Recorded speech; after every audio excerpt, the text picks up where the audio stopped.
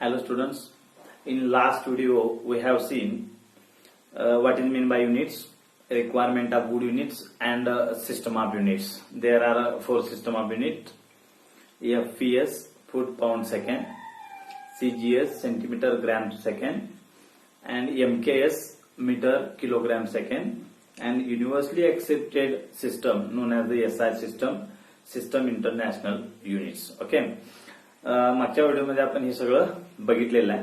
Now in this video we are going to learn a new term. There are physical quantities divided into two way. One I have written on the board fundamental physical quantity. ज्या काही physical quantities आहे ज्याला आपण भौतिक राशी म्हणतो त्या दोन कॅटेगरीमध्ये आपण डिवाइड करतो. एक म्हणजे फंडामेंटल फिजिकल क्वांटिटी आणि दुसरी म्हणजे डिराइव्हड फिजिकल क्वांटिटी. त्याच्यातली पहिले आपण बघूया fundamental physical quantity. Fundamental means basic. Actually ते मूलभूत आहे. मी लास्ट व्हिडिओमध्ये सुद्धा म्हटलं होतं की कुठल्याही गोष्टीच्या किंवा वस्तूच्या मोजमापाच्या जर मुळाशी आपण गेलं तर लेंथ, मास आणि टाइम या तीन बेसिक क्वांटिटीज लागतात. फंडामेंटल त्याला म्हणतो आपण physical quantity, length, mass and time. तसंच आता फंडामेंटल म्हणजे काय बघा. फंडामेंटल फिजिकल क्वांटिटी, फंडामेंटल म्हणजे मूलभूत किंवा basic. The physical quantities which do not depend upon any other physical quantity for their representation. ज्यावेळेला एखादी फिजिकल क्वांटिटी आपण रिप्रेझेंट करणार त्यावेळेला ती फिजिकल क्वांटिटी दुसऱ्या कुठल्याच फिजिकल क्वांटिटीवरती डिपेंड नसते. अशा फिजिकल क्वांटिटीला आम्ही काय म्हणतो, फंडामेंटल फिजिकल क्वांटिटी म्हणजे मूलभूत किंवा त्याला आपण बेसिक म्हणतो. म्हणजे फॉर एक्झाम्पल किंवा अनेकदा बघा, the physical quantity which do not depends upon any other physical quantity for their representation is called a fundamental physical quantity. Okay. G physical quantity दुसऱ्या कुठल्याही फिजिकल क्वांटिटी वरती डिपेंड्स नसते त्याला आपण फंडामेंटल फिजिकल क्वांटिटी म्हणतो. For example इथं लक्ष द्या. लेंथ समजा मी म्हटलं length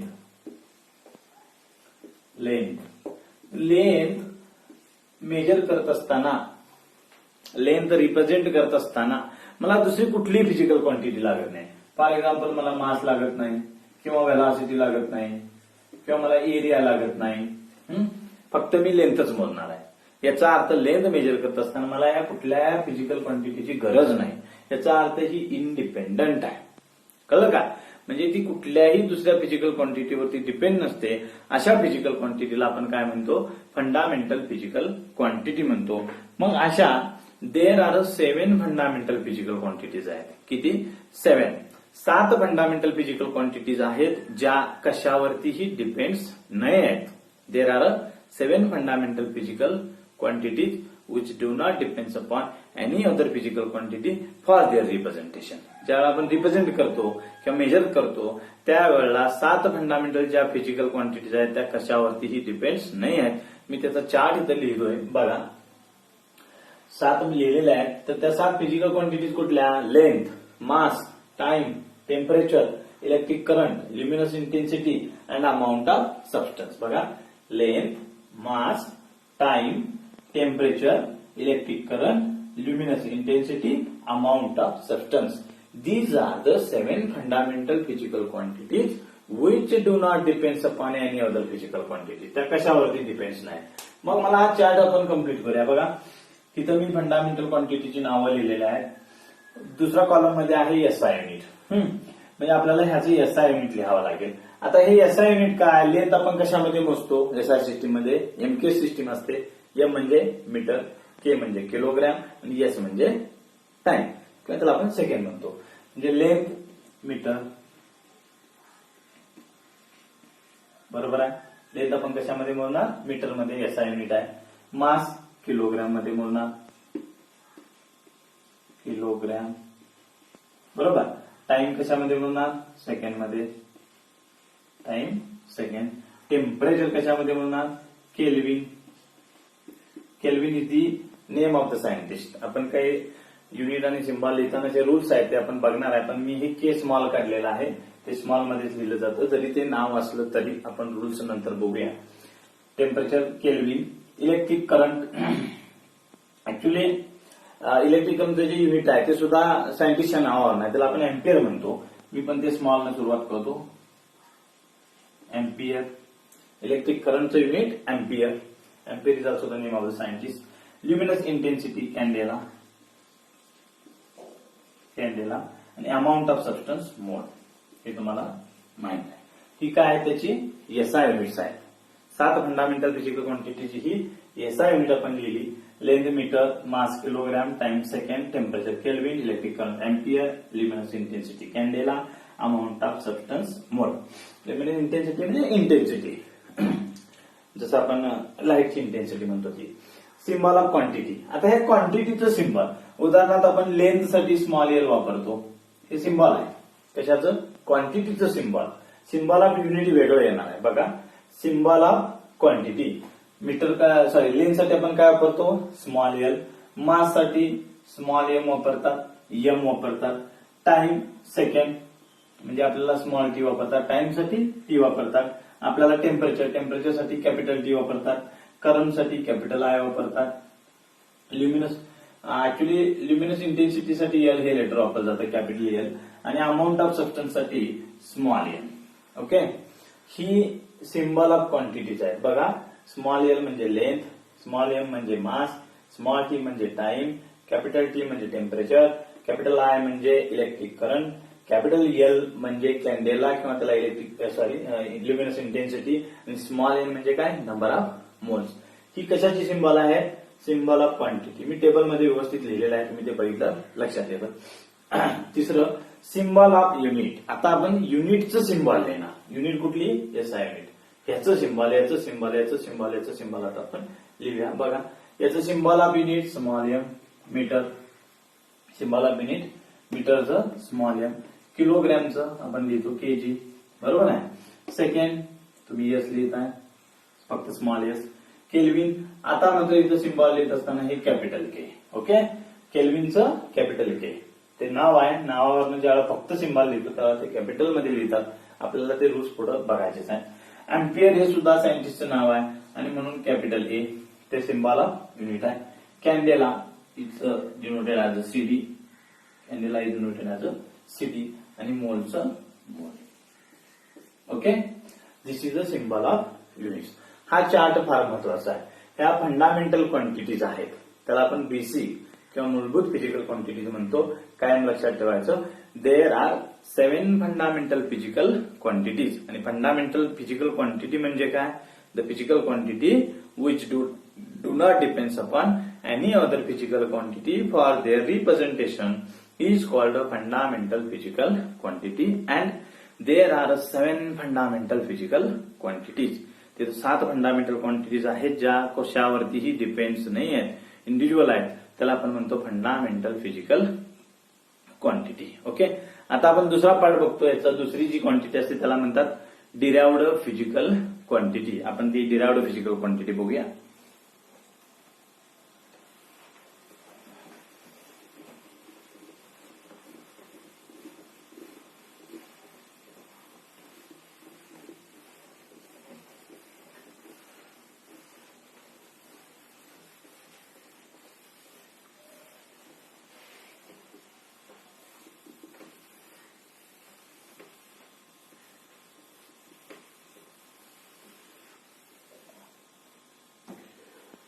derived physical quantity. Derived तर डिराइव्ह केलेल्या फिजिकल क्वांटिटी आहेत. त्याला डिराइव्हडच का म्हटले तर it is derived from 1 or more physical quantities. 1 किंवा 2 क्वांटिटी घेऊन, 1 किंवा त्याच्यापेक्षा जास्त क्वांटिटी घेऊन ती क्वांटिटी तयार केलेली असते, डिराइव्ह केलेली असते, आणि म्हणून त्याला डिराइव्हड फिजिकल क्वांटिटी म्हणणार. आता डिराइव्हड म्हणजे काय? The physical quantity which depends upon any other physical quantity for their representation. Physical क्वांटिटीचं रिप्रेझेंट करताना, मेजरमेंट करताना ती फिजिकल क्वांटिटी दुसऱ्या कुठल्या तरी क्वांटिटीवरती डिपेंड्स असते. अशा फिजिकल क्वांटिटीला आपण काय म्हणतो? Derived physical quantity. The physical quantity which depends upon any other physical quantity for their measurement is called derived physical quantity. And unit of the derived physical quantity is called derived unit. जी unit आहे त्याला काय म्हणतो आपण? Derived unit म्हणतो. आता for example त्या 7 सोडून फंडामेंटल क्वांटिटी किती आहेत? 7. त्या 7 सोडून ज्या काय बाकीच्या फिजिकल क्वांटिटी आहेत म्हणजे भौतिक राशी सात सोडून ज्या काय बाकीच्या भौतिक राशी आहेत त्याला आपण काय म्हणतो derived physical quantity. Number of examples आहेत त्याची, कुठलेही घेतलो तर तुमच्या लक्षात येईल. मी फॉर एक्झाम्पल वेलॉसिटी घेतो. वेलॉसिटी डिराइव्हड फिजिकल क्वांटिटी आहे. आपण वेलॉसिटी कशी कॅल्क्युलेट करतो, डिस्टन्स अपॉन टाइम किंवा डिस्प्लेसमेंट अपॉन टाइम, बरोबर. डिस्टन्स अपॉन टाइम, अंतर भागिले काळ. आता डिस्टन्स मीटर मध्ये मोजणार आणि टाइम सेकंड मध्ये मोजणार. युनिट पण लिहिलो मी तसं. म्हणजे वेलॉसिटी ही क्वांटिटी कशावरती डिपेंड्स आहे, लेंथ वरती डिपेंड्स आहे आणि टाइम वरती डिपेंड्स आहे. कशावर डिपेंड्स आहे, लेंथ वरती डिपेंड्स आहे आणि टाइम वरती डिपेंड्स आहे. तसं आपण तिसरी अजून काहीतरी एक्झाम्पल घेऊया. नंबर 2 फोर्स घेऊया. फोर्स. आता फोर्सचं रिलेशन तुम्हाला माहिती आहे, न्यूटनचा second law, F is equal to ma. This is the equation of the force. Mathematical equation म्हटलं जातं त्याला फोर्स. फोर्स ही क्वांटिटी कशावर डिपेंड आहे, मास वरती डिपेंड आहे. आणि ए म्हणजे काय, एक्सलरेशन. एक्सलरेशन म्हणजे वेलॉसिटी मध्ये होणारा बदल, जो त्वरण म्हणतो त्याला, rate of change of velocity. म्हणजे फोर्स ही क्वांटिटी डिपेंड कशावरती आहे, मास वरती पण आहे आणि एक्सलरेशन वरती पण आहे. आणि म्हणून त्याला काय म्हणतात, डिराइव्हड फिजिकल क्वांटिटीज. अशा भरपूर फिजिकल क्वांटिटीज आहेत की ज्या वर्क, बघा अजून एक्झाम्पल देतो. वर्क कार्य काय येणार आहे, फोर्स इंटू डिस्प्लेसमेंट. म्हणजे हे फोर्स वर पण डिपेंड आहे आणि डिस्प्लेसमेंट वरती सुद्धा डिपेंड्स आहे. वर्क, एनर्जी सुद्धा हेच येतं, फोर्स इंटू डिस्प्लेसमेंट. म्हणजे या बऱ्याचशा फिजिकल क्वांटिटीज आहेत. मोमेंटम आहे, अँग्युलर मोमेंटम आहे, बऱ्याचशा फिजिकल क्वांटिटीज आहेत. ज्या 7 सोडल्या की बाकीच्या सगळ्या काय आहेत, तर त्या डिराइव्हड फिजिकल क्वांटिटीज आहेत. डिराइव्हड फिजिकल क्वांटिटीज म्हणजे काय, the physical quantities which depends upon any other physical quantities for their representation or for their measurements is called derived physical quantities. लक्षात ठेवायचं, फक्त त्या 7 फिजिकल क्वांटिटीज सोडल्या की बाकीच्या सगळ्या ज्या क्वांटिटीज आहेत फिजिकल क्वांटिटीज त्याला डिराइव्ड फिजिकल क्वांटिटीज म्हटलं जातं. ठीक आहे, ओके. आता काही या युनिट्स बरोबर, मग आता ह्याची जी युनिट्स आहेत, unit of the derived physical quantities called derived unit. आणि ज्यावेळेला फंडामेंटल जो युनिट घेतो त्यावेळेला फंडामेंटल युनिट म्हणायचं. म्हणजे unit of the fundamental physical quantity is called fundamental unit. ह्या सुद्धा तुम्ही डेफिनेशन लिहू शकताय. आता ह्याच्याबरोबर काही सप्लिमेंटरी युनिट्स आहेत जी आपल्याला लागतात, ते आपण बघूया.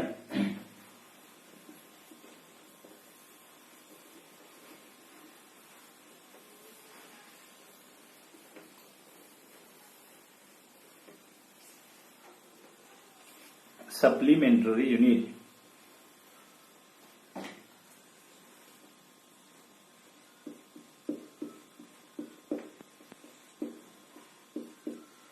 Supplementary unit.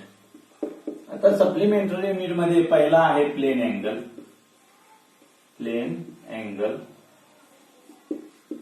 It is denoted as a D theta, also theta. जो आपण सर्कलचा अँगल म्हणतो त्याला प्लेन अँगल म्हणतात, बघूयाच. आणि दुसरा आहे solid angle. It is denoted as a D omega. Okay, हा प्लेन अँगल आहे आणि हा सॉलिड अँगल आहे. आता याचं जे युनिट असतं एसआय युनिट, रेडियन. आणि याचं युनिट आहे स्टे रेडियन. काय, रेडियन आणि स्टे रेडियन. हे सिंबल याचं रॅड आणि याचं स्टे रॅड. ओके, हे 2 सप्लिमेंटरी युनिट्स आहेत, फंडामेंटल आणि डिराइव्हडच्या बरोबर. पण हे प्लेन अँगल डी थिटा आणि सॉलिड अँगल डी ओमेगा. आता ऍक्च्युअली प्लेन अँगल आणि सॉलिड अँगल काय आहे बघा. प्लेन अँगल बघतो मी पहिलं. ज्या वेळेला एखादा सर्कल, आपण सर्कलमध्ये घेऊया, काय हरकत नाही. सर्कलचा अँगल जो काढतो त्याला ऍक्च्युअली आम्ही प्लेन अँगल म्हणतो. म्हणजे फॉर एक्झाम्पल दिस, मी म्हणतो हा डी थिटा. ही जी आर्क आहे या 2 पॉईंटच्या मधली, समजा हा मी म्हटला ए पॉईंट आणि हा मी म्हटला बी पॉईंट, तर ह्या 2 पॉईंटच्या मधली जी आर्क आहे त्याला मी डीएस म्हटली. तर हे जे आहे ओबी किंवा ओए ते काय आहे, रेडियस ऑफ दॅट सर्कल. सर्कलची काय असणार आहे, ती रेडियस असणार आहे, बरोबर आहे. म्हणून हा जो डी थिटा आहे त्याला आपण काय म्हणतो, प्लेन अँगल म्हणतो. कळलं का. किंवा कुठल्याही 2 रेषांमधला अँगल, हा अँगल घेतला तुम्ही, समजा ही अशी आर्क आहे तर हा जो अँगल आहे त्याला आपण काय म्हणणार आहे, प्लेन अँगल म्हणणार आहे. बरोबर आहे. आता प्लेन अँगल म्हणजे काय, it is the ratio of, बघा प्लेन अँगल मी म्हणतो इथं, plane angle is the D theta, त्याला आपण डी थिटा दाखवलंय. Plane angle is the ratio of, कशाचा रेशिओ असेल, आर्क ऑफ सर्कल किंवा लिहितो ते arc of circle, length of arc of circle to the radius of the circle, to the radius of the circle. म्हणजे arc मी denote केले DS आणि radius denote केले स्मॉल आर. डी थिटा काय येईल, DS divided by R. Okay, D theta is equal to DS divided by R. म्हणजे काय, it is the ratio of arc of a circle to the radius of the circle. म्हणजे काय असतंय, plain angle. किंवा आपण असं सुद्धा म्हणू शकतो, plane angle is the angle subtended by arc. बघा, plane angle is the angle subtended by arc at the centre of the circle. सर्कलच्या सेंटरला जो काय त्या आर्कने अँगल सबटेंड केलाय त्याला आपण काय म्हणणार, प्लेन अँगल म्हणणार. त्याचं युनिट काय, रेडियन. त्याचं सिम्बॉल काय, रॅड. त्याचं युनिट काय, रेडियन, सिम्बॉल रॅड. ठीक आहे, आपण त्याचं कन्वर्जन सुद्धा बघू शकतो. बघा आता सॉलिड अँगल बघूया. बघा, सर्कलचा अँगल असतो टोटल, आपण युनिट लिहिलं त्याचं रेडियन. प्लेन अँगल संदर्भातच मी बघतोय. बघा 180 म्हणजेच पाय रेडियन. बरोबर आहे. 180 डिग्री म्हणजेच काय असतं, पाय रेडियन. हे कन्वर्जन सुद्धा आपण काढू शकतो. म्हणजेच 1 डिग्री जर तुम्हाला काढायचं असेल तर पाय डिवायडेड बाय 180 आपण कॅल्क्युलेट करू शकतो. म्हणजे ही जी रिलेशन्स आहेत, किंवा 1 तुम्हाला रेडियन काढायचं आहे, 1 रेडियन काढायचं आहे, तर आपण काय करू शकतो, 180 डिवायडेड बाय पाय. त्याच्यावरून आपण ते कॅल्क्युलेट करू शकतो. ही जी रिलेशन्स आहेत ते आपल्याला पुढे लागतात. ठीक आहे, ह्याला काय म्हणायचं, प्लेन अँगल. आणि दुसरं जे बघितलं तर सॉलिड अँगल आहे. आता सॉलिड अँगल काय करणार, सॉलिड अँगल आता आपण बघितलंय, solid angle is denoted by D omega. मग आता सॉलिड अँगल कशाचा, तर तुम्ही आईस्क्रीमचा कोन बघितलाय, आईस्क्रीमचा कोन. आता आईस्क्रीमचा कोन हा असा असतो आणि जिथे कर्व्ड सरफेस असतो, पूर्ण भरीव. बरं आहे का नाही, आतमध्ये आईस्क्रीम पूर्ण भरीव असतो. किंवा तुम्हाला चणी द्यायसाठी कागदाचा केलेला कोन, हा सॉलिड अँगल आहे. मग आता सॉलिड अँगल म्हणजे काय ऍक्च्युली बघा,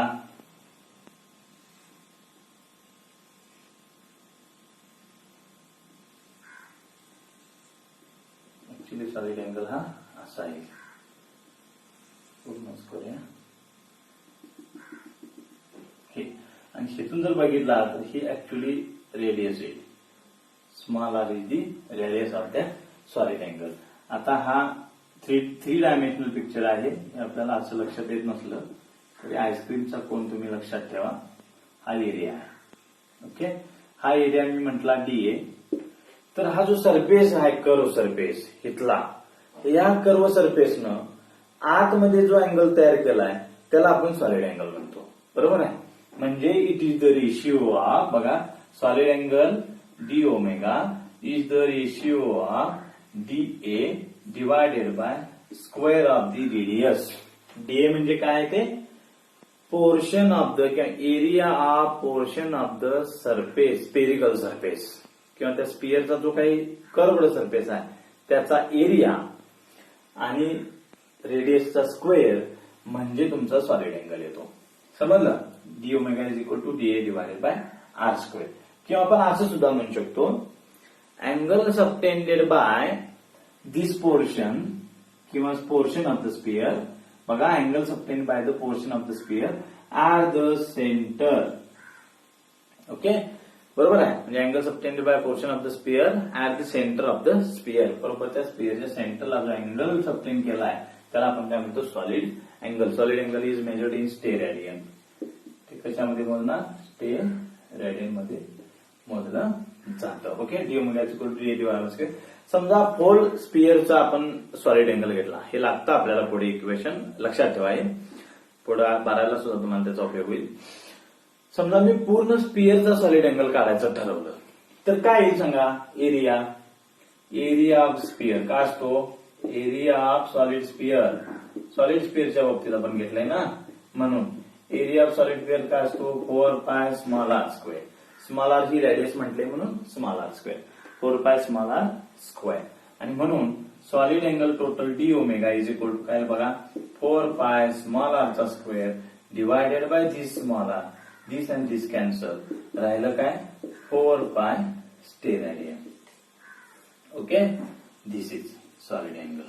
हे इक्वेशन लागतं पुढं बऱ्याच वेळेला आपल्याला सॉलिड अँगलचं लक्षात ठेवायचं.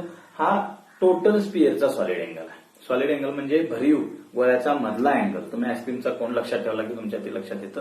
प्लेन म्हणजे कुठल्याही दोन रेषेमधला अँगल. ओके, ठीक आहे. म्हणजे आता आपण फंडामेंटल क्वांटिटी बघितलं, डिरायव्ड क्वांटिटी बघितलं आणि सप्लिमेंटरी युनिट बघितलं. ह्याच्या पुढे फक्त आपल्याला सिम्बॉल बघायचे आहे. Sign convention used for write the units and their symbol. Unit आणि सिम्बॉल लिहित असताना कुठल्या प्रकारचे काही साइन कन्व्हेन्शन आपण वापरायचे आहेत, काही रूल्स वापरायचे ते आपल्याला बघायचे आहेत. ते आपण नेक्स्ट व्हिडिओमध्ये बघूया.